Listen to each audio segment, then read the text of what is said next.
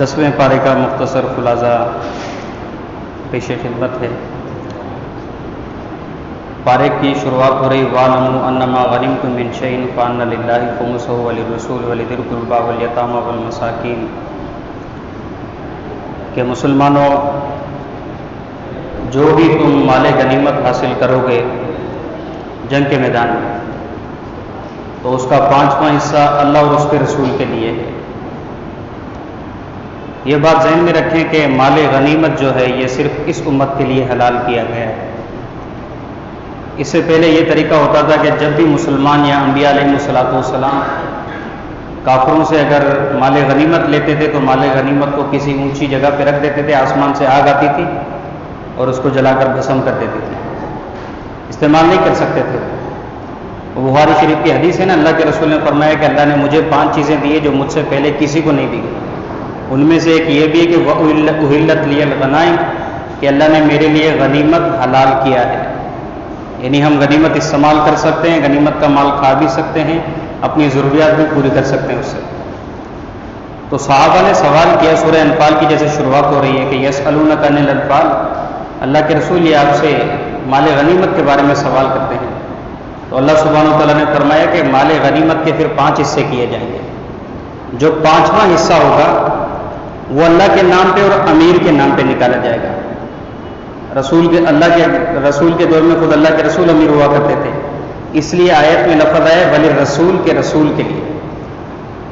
اللہ کے رسول صلی اللہ علیہ وسلم کے پاس قبیلہ عبد القیس جو کہ نجد کا تھا، وہاں کا ایک وفد آیا اور اس نے آ کر جب اللہ کے رسول سے بیعت کی تو اللہ کے رسول صلی اللہ علیہ وسلم نے توحید اختیار کرنے، اللہ کے نبی کو نبی ماننے، نماز قائم کرنے، زکوٰۃ ادا کرنے، روزے رکھنے اور حج کرنے کے ساتھ ساتھ اللہ کے رسول نے ان سے یہ بھی بیعت لی تھی کہ تم جو بھی مال غنیمت حاصل کرو گے تو اس کا 5واں حصہ امیر کو پیش کرو گے، پھر وہ امیر مسلمانوں کی فلاح و بہبود کے لیے وہ 5واں حصہ جو ہے وہ استعمال کرے گا۔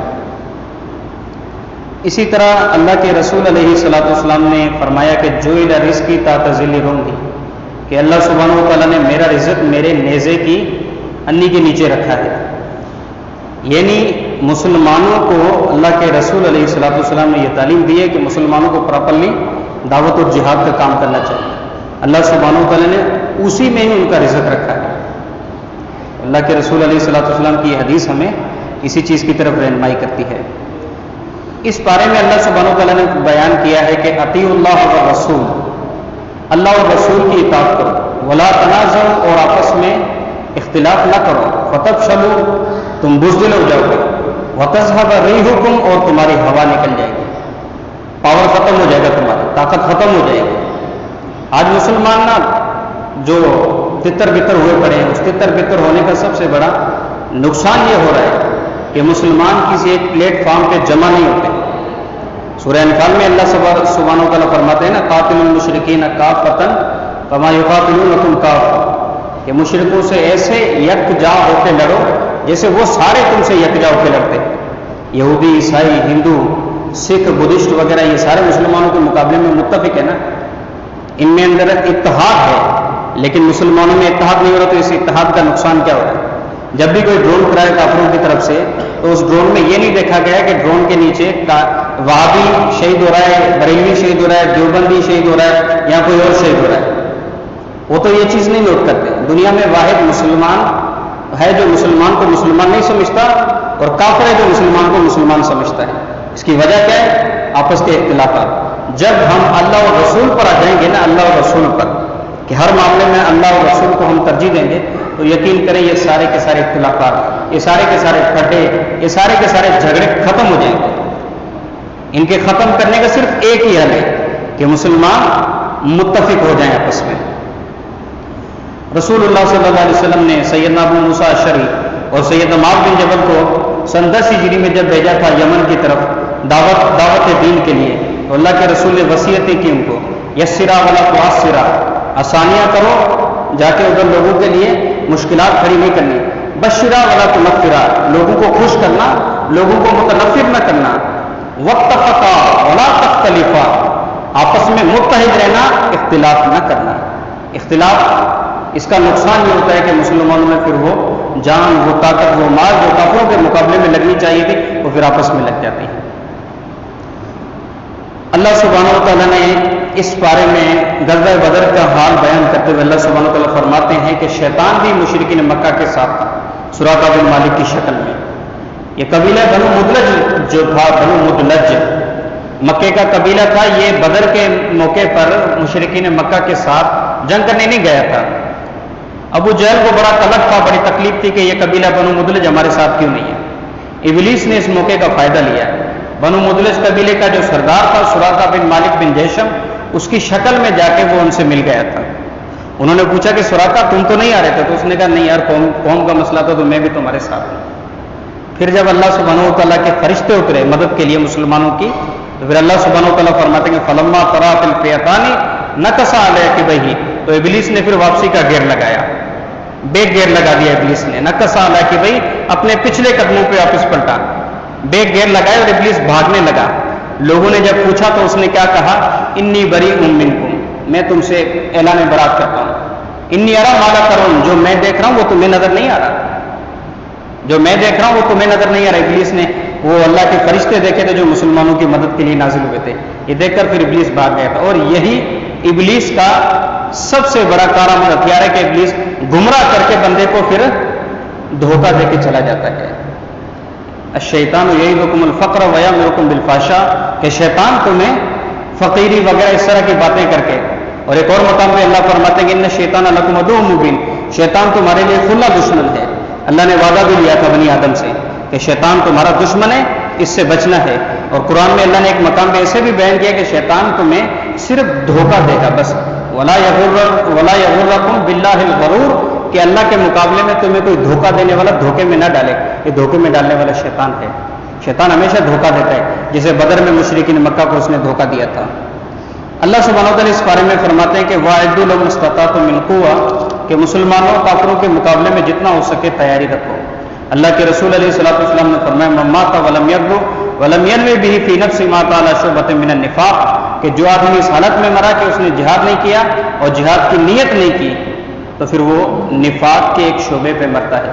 وہ نیت میری نظر میں تیاری ہے، ہم تیار تو رہنا چاہیے نا ہمیں، جب بھی ضرورت پڑے اللہ کے دین کے لیے انشاءاللہ ہم نکل پڑیں گے۔ پھر سورہ توبہ کی شروع میں اللہ سبحانہ و تعالیٰ نے مشرکین مکہ سے اور عرب کے جتنے بھی مشرک تھے ان سب سے جو معاہدے، جو کمنٹمنٹ مسلمانوں کی ہوئی پڑی تھی، اللہ سبحانہ و تعالیٰ نے وہ ساری کی ساری ختم کرنے کا حکم دیا ہے۔ علی رضی اللہ تعالیٰ عنہ کو اللہ کے رسول علیہ الصلوۃ والسلام نے حجۃ الوداع کے موقع پر رسول اللہ صلی اللہ علیہ وسلم نے ڈیوٹی لگائی تھی کہ میدان مینا میں جا کر جو بھی لوگ ہیں ان سارے لوگوں کے سامنے جا کے سورہ توبہ بلند آواز میں پڑھو، تاکہ لوگوں میں جو مسلمان ہیں مسلمانوں کو بھی پتہ چل جائے کہ اللہ کا یہ نیا حکم ہے کہ مشرکوں سے بائیکاٹ شروع ہو گیا، اور جو مشرک آئے ہوئے ہیں ان کو بھی پتہ چل جائے کہ ان کا یہ آخری حج ہے، اور ان کو بھی پتہ چل جائے کہ اب مسلمانوں کے ساتھ ان کے جو بھی تعلقات ہیں، جو بھی معاہدے تھے اب ختم ہو چکے ہیں۔ جن لوگوں سے پھر معاہدہ تھا مشرکوں سے مسلمانوں کا، ان کے بارے میں اللہ سبحانہ و تعالیٰ نے حکم دیا مسلمانوں کو کہ مشرکوں کو مہلت دو، فسیحوا فی الارض اربعۃ اشہر، کہ 4 مہینے تمہارے پاس مہلت ہے، 4 مہینے کے اندر یا تو مسلمان ہو جاؤ یا پھر یہ علاقہ چھوڑ کے چلے جاؤ، وگرنہ اس کے بعد مسلمانوں کو حکم ہے کہ پھر کافروں کی گردنیں مارنی ہیں۔ یہ 4 مہینے بھی اسلام کا احسان ہے کہ مغلوب قوم کو اسلام نے 4 مہینے کی مہلت دی ہے، وگرنہ دنیا کی تاریخ بھری پڑی ہے۔ دارا اور بخت نصر وغیرہ جتنے بھی ظالم بادشاہ گزرے ہیں، سکندر اعظم وغیرہ، انہوں نے کہیں بھی مغلوب قوم کو اتنی ایک لمحے کی بھی مہلت نہیں دی تھی، اسلام نے 4 مہینے کی مہلت دی ہے، یہ اسلام کی خصوصیت ہے۔ اللہ سبحانہ و تعالیٰ نے اس آیت میں، اس بارے میں مشرکین مکہ کا ایک دعویٰ تھا کہ مشرکین مکہ کے سامنے جب مسلمانوں کی قربانیوں کا ذکر کیا جاتا تھا تو مشرک کہتے تھے کہ ہم بھی تو پھر حاجیوں کو پانی پلاتے ہیں، ہم بھی تو حاجیوں کی خدمت کرتے ہیں۔ تو اللہ سبحانہ و تعالیٰ نے جواب دیا کہ اجعلتم سقایۃ الحاج وعمارۃ المسجد الحرام کمن آمن باللہ والیوم الآخر وجاہد فی سبیلی، کہ مشرکوں حاجیوں کو پانی پلا کے اور حاجیوں کی خدمت کر کے تم یہ سمجھنے لگے کہ جو بندہ اللہ اور آخرت پہ ایمان لایا اور جو اللہ کے راستے میں جہاد کرتا ہے تم ان کے برابر ہو گئے، یہ تمہاری خام خیالی ہے۔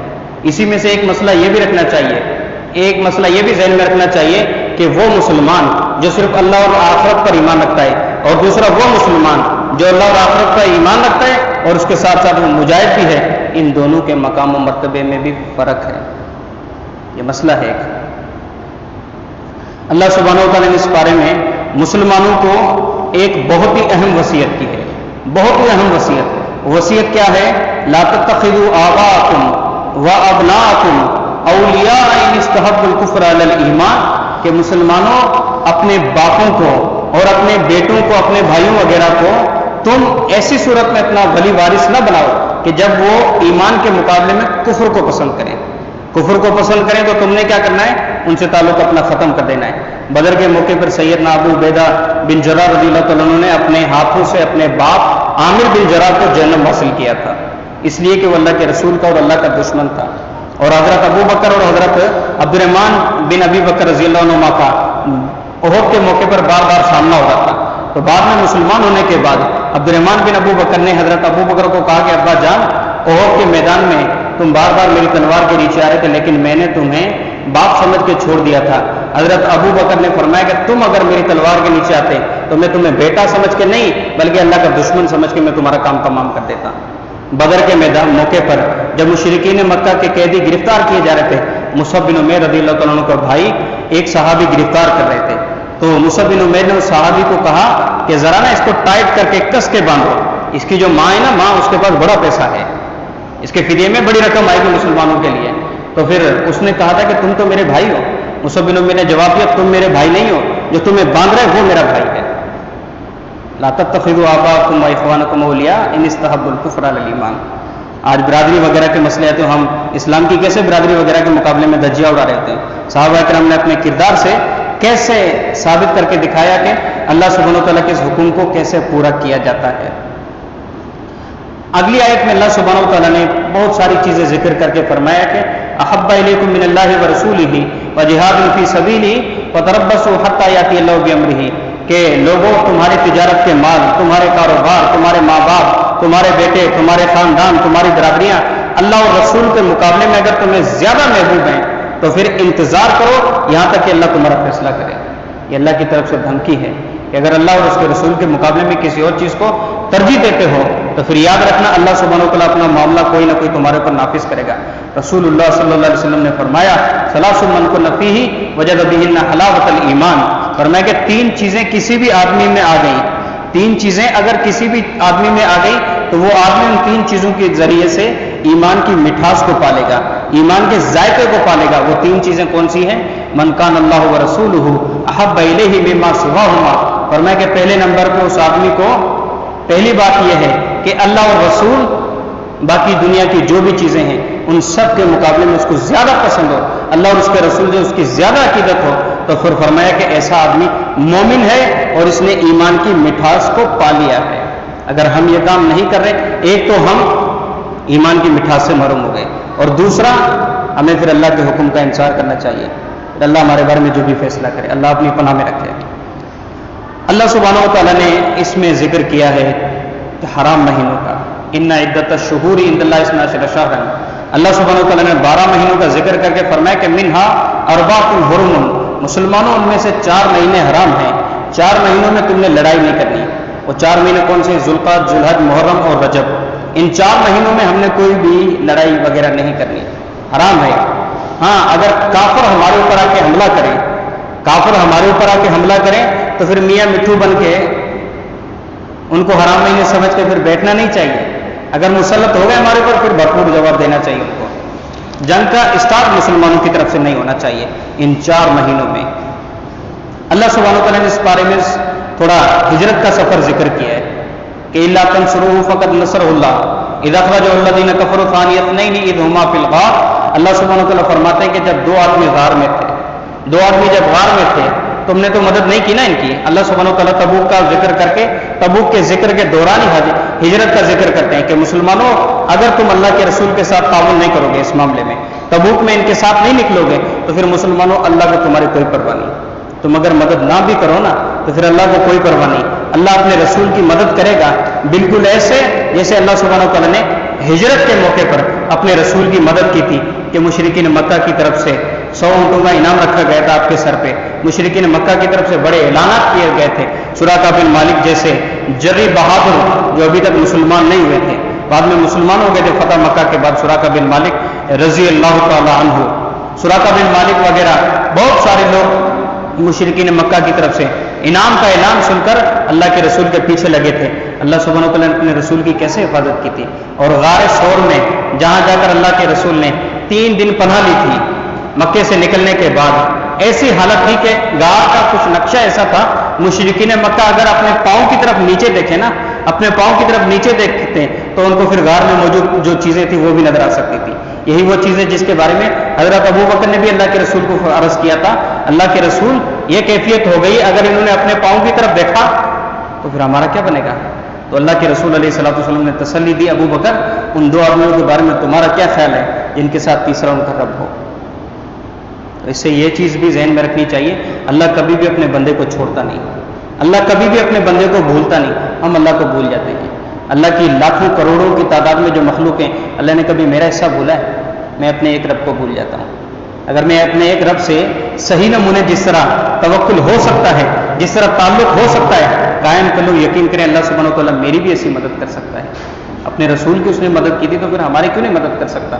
उसका तो वादा है ना कि वो मुसलमानों के साथ है, उसका तो वादा है वो सब्र करने वालों के साथ है। वस्ताईनु बिस्सब्रि वस्सलाह, कुरान में अल्लाह ने बार बार ये तालीम दी कि मुसलमानों अल्लाह से मदद मांगो, अल्लाह बिल्कुल मदद देगा। अल्लाह सुब्हानहू तआला ने इस बारे में ज़कात के मसारिफ जिक्र किए हैं। ज़कात के मसारिफ 8, इन्नमा सदक़ातु लिलफ़ुक़राए, फरमाया जो फ़कीर लोग हैं, गरीब मिस्कीन लोग हैं, उनके लिए ज़कात हलाल है। वल मसाकीन, और दूसरे नंबर पे मिस्कीनों को, वल आमिलीन अलैहा, तीसरे नंबर पे जो माल है, हुकूमत की तरफ से जो ज़कात लेने जाते हैं उनका भी हक है उसमें।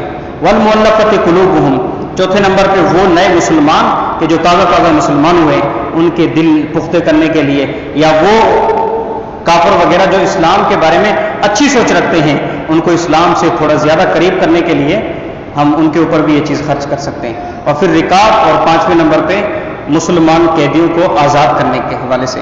वलगारिमीन, और 6ठे नंबर पे वो आदमी जो कर्ज की मुसीबत में जकड़ा हुआ है, बिल्कुल कर्ज की मुसीबत में जकड़ा हुआ है, इसके पास कुछ भी नहीं बचा, तो हम उसके ऊपर ज़कात कर सकते हैं। वफ़ी सबीलिल्लाह, और 7वें नंबर पे अल्लाह के रास्ते में। याद रखिएगा कुरान में जहाँ भी सबीलुल्लाह का लफ्ज़ आए वहाँ पे जिहाद ही मुराद है, यानी जिहाद पे ज़कात खर्च कर सकते हैं।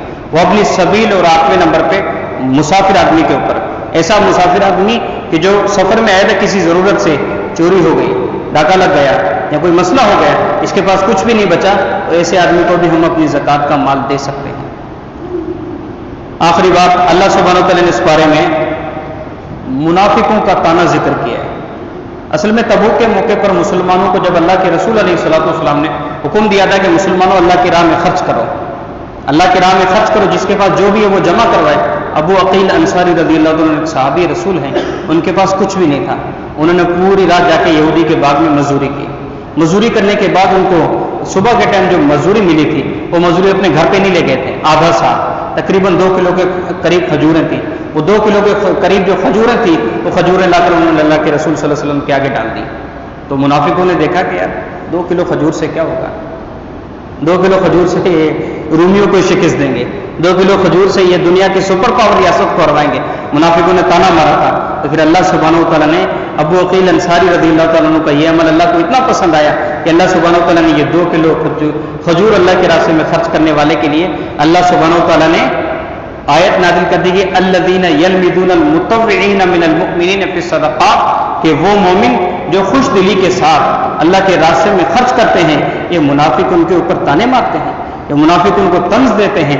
अबू अकील ने 2 किलो जो खजूर दी थी, वो 2 किलो खजूर भी उन्होंने खुले दिल से दी थी, जो उनकी हैसियत थी, अपनी हैसियत के मुताबिक इखलास नीयत के साथ और खुलूस दिल के साथ उन्होंने अल्लाह के रसूल अलैहिस्सलातु वस्सलाम के आगे जमा करवाई थी। अल्लाह सुब्हानहू तआला ने इसका जवाब दिया कि मुनाफिकों, तुम क्वांटिटी को न देखो, तुम ये ना देखो तो 2 किलो है, असल में बात यह कि इन 2 किलो में उसके दिल की जो खुलूस है, अल्लाह सुब्हानहू तआला ने उस खुलूस को देखा है। अल्लाह के रसूल अलैहिस्सलातु वस्सलाम ने फरमाया, इन्नल्लाह ला यंज़ुरु इला सुवरिकुम व अमवालिकुम, कि अल्लाह सुब्हानहू तआला तुम्हारी शक्लों को नहीं देखता कि